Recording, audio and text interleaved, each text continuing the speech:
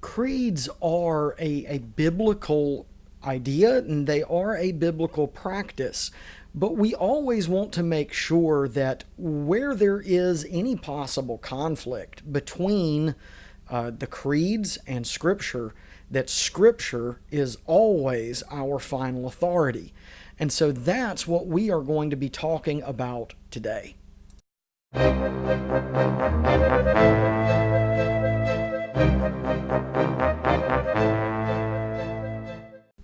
Well, hello everybody, and welcome back to Schola Fides, a channel where our emphasis is on theology for everyone.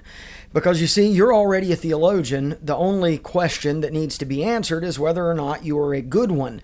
And a good theologian is one that is God-exalting and Christ-honoring. And so today we're going to get back into the Apostles' Creed series. I'm sorry that it has taken me so long to get back to this, but we're looking at one of the more difficult clauses in the Apostles' Creed today, and I wanted to make sure that I was up to date on the variety of views on this one because it is, frankly, a little difficult. So the fourth article of the Apostles' Creed is, he suffered under Pontius Pilate, was crucified, dead, and buried, and then the difficult clause, he descended into hell. Now, that is commonly called the descent clause, or I believe it's descendus ad infernum. You'll also hear folks refer to it as the harrowing of hell. And so there are sort of a variety of viewpoints here. And so instead of looking through all of the varieties and all of the views that are possible, what I want to do is just kind of zero in on the way that the term hell can be used in Scripture, try and ascertain how it's being used here in the Creed, and then move on and do a little bit of application as we consider what this particular clause of the fourth article of the Apostles' Creed is referring to. Now, the first thing that I want to point out is that the Creed, the Apostles' Creed about which we're speaking here, is very biblical, and so it uses language that is biblically based, but there is some dispute, particularly around this clause, around the idea that he descended into hell.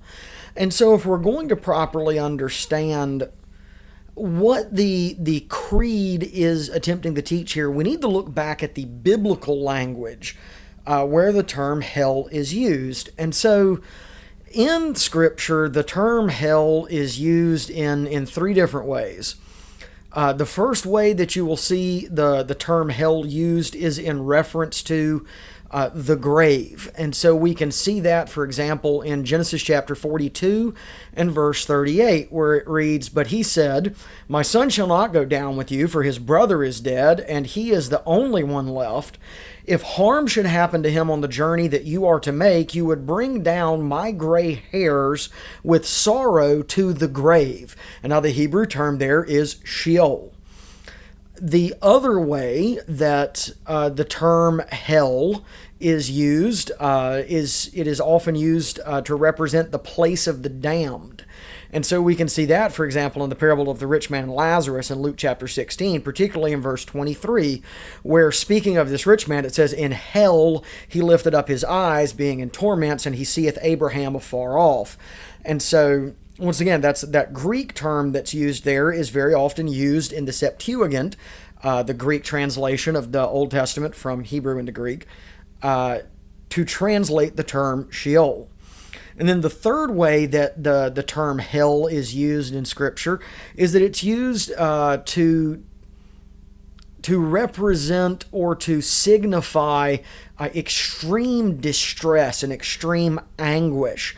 And so we can see that, for example, in Psalm 116 and verse 3, where we read that the snares of death encompassed me, and the pains of Sheol, or the pains of hell, laid hold on me. I suffered distress and anguish.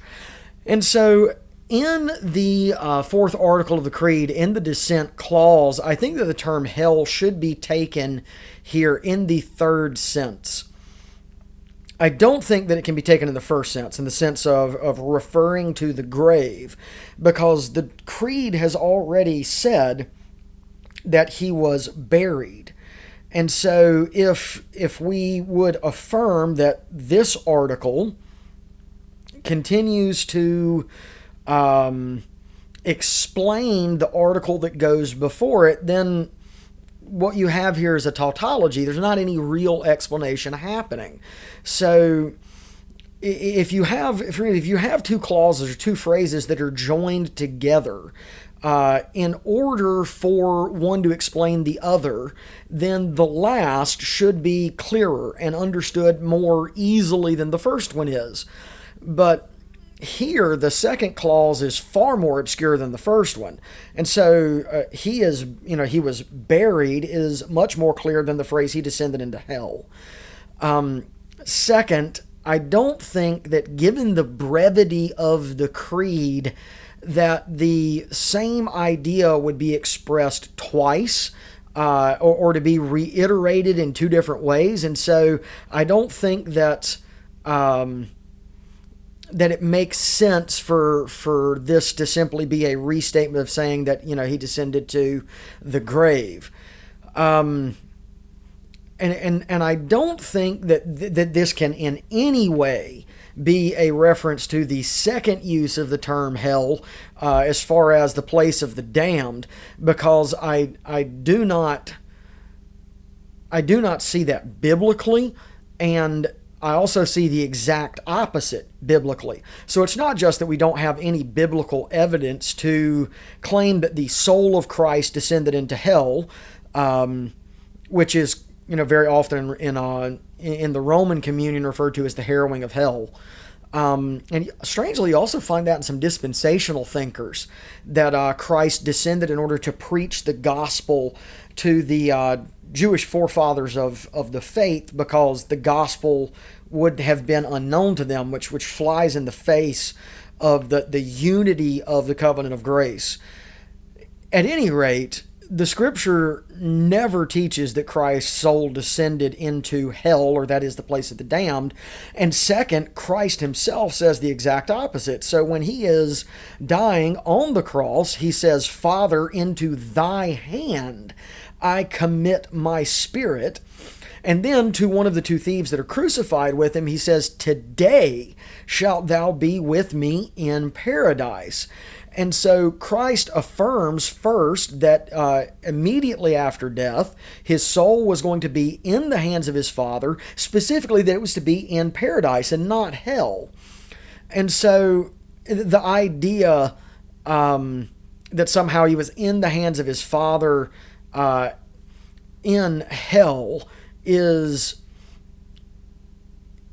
basically undone by the statement, "Today you will be with me in paradise." And so the meaning is, obviously, when he says, "Behold," right, "today shalt thou be with me in paradise," the meaning, I think, is obvious, that both of us who are suffering right now, who are passing through this experience of crucifixion, are going to be found in paradise, which is a place of eternal salvation and a place of eternal blessedness that's free from all of the tortures and distress and anguish that he was currently experiencing. Furthermore, if Christ did in fact descend into hell, as far as his soul is concerned, like if his soul descended into hell, then he had to have descended there either in order that he might suffer something, or in order that he might deliver the forefathers, the Jewish prophets and people like Abraham and Isaac and Jacob, from the place that's being referred to there as hell. And that is, once again, something that our friends in the Roman communion would confirm, or would affirm, I should say. But it's obvious, I think, that he didn't descend into hell to suffer anything, because when he is hanging on the cross, he says explicitly, "It is finished." So the death of Christ on the cross is the end of his suffering. And so he cannot have descended there to suffer anything. And I don't think that he descends there to liberate, the fathers, first, because he did that by suffering for them on earth. Second, I would say that he accomplished the same thing by the power, by that same power and efficacy of his divinity from the very beginning of his life on earth, and not by any descent of his body or soul into hell.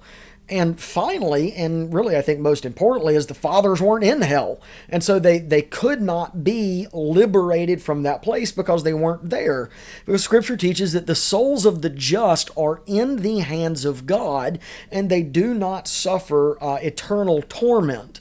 And so we see that once again in the tale of the rich man and Lazarus in Luke chapter 16. In verse 26, we read where it said, between us and you there is a great gulf fixed, so that they which would pass from hence to you cannot, and neither can they pass to us that would come from thence, or come from you. And so when Lazarus dies, he is carried by the angels into paradise, and not into some sort of limbus patrum, or limbo of the fathers. And so I think that is pretty clearly not the case. And so in my estimation, when we're speaking here of the phrase he descended into hell, it refers to the extraordinary torment and pain and anguish which Christ suffered in his soul, to the extent that the damned experience. And I think it also embraces the shame that Christ suffered through the entire period of his suffering, specifically beginning at the Garden of Gethsemane and all the way through the end of the crucifixion. And I think that the scripture that I've already mentioned teaches that sufficiently. That's Psalm 116 verse 3, where it says that the pains of hell laid hold of me. And I think that that David there in Psalm 116 verse 3 is speaking of Christ. I would refer to that as a messianic psalm. And I think that that's in line with what we see in other messianic passages of Scripture in the Old Testament, like Isaiah chapter 53:10, where it says, "It pleased the Lord to bruise him, and he hath put him to grief." We see that in Matthew chapter 26, verse 28, where Jesus says, "My soul is sorrowful, even unto death." And so we see that sorrow and that extraordinary anguish in the Garden of Gethsemane when Luke records that he sweats great drops of blood. And then again in Isaiah chapter 53 verse 6, where it says that the Lord laid upon him the iniquity of us all. And then on the cross he cries out in the words of the psalmist, my God, why hast thou forsaken me?" And I think we could prove that by more arguments. I think the first is that Christ came to redeem not only our bodies but also our souls, and so he had to suffer not just in body but also in soul, in anguish of soul. And I think that once again another argument here would be that it was necessary for Christ to deliver us from the anguish and the pains of hell, and this could not have occurred after his death because he is the one who is perfectly just, and thus it had to have occurred before his death. And this would have not just been in body, but also in soul. And I think that it's appropriate that these severe torments and anguish of soul aren't overlooked by the creed. And so I think that it would make sense then that is what the creed is referring to here. Now, maybe someone who's watching this is thinking, yeah, but that doesn't seem to be the natural sense of the language, and you seem to be trying to force this into being figurative. And I would say, well, okay, first, yes, we want to take this language in the natural sense where we can, but we don't want to understand the language of the creed to conflict with other portions of Scripture.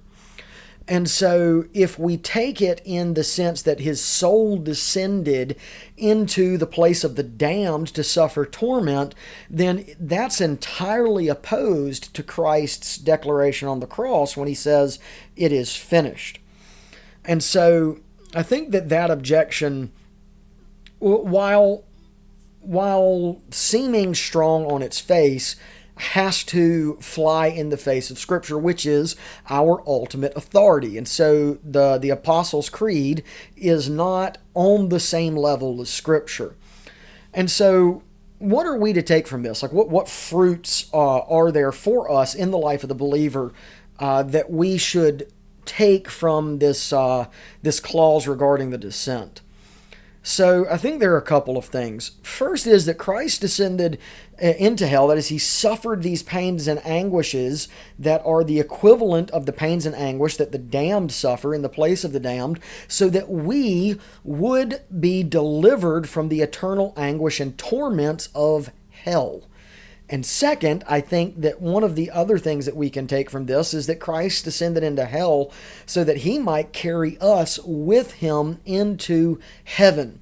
And so when we say that we believe Christ descended into hell, we are saying that we believe that Christ sustained for us in his own soul hellish agonies and pains, and the extreme ignominy or extreme shame that awaits the ungodly and the unredeemed in hell, so that we might never have to suffer those pains and torments, and so that instead we would ascend with him to heaven, and there we would have the perfect enjoyment of all of his blessings and all of his glory forever. And that is the benefit of this article to us. So I'm sorry that it took me so long to get this video together and to get it up, but I wanted to make sure I'd done my research on this and was up to date on things before I did. So thank you guys so much once again for watching. Really hope that this helped. If you have questions, drop them in the comments below. I look forward to seeing you guys again soon. Bye-bye. Hey everybody, thank you so much for sticking around for the end of the video. If you guys are being helped, please subscribe to the channel. If you have questions that you would like to ask, feel free to leave them in the comments thread below. And once again, thank you guys so much for all of your support. I look forward to seeing you again next time. God bless.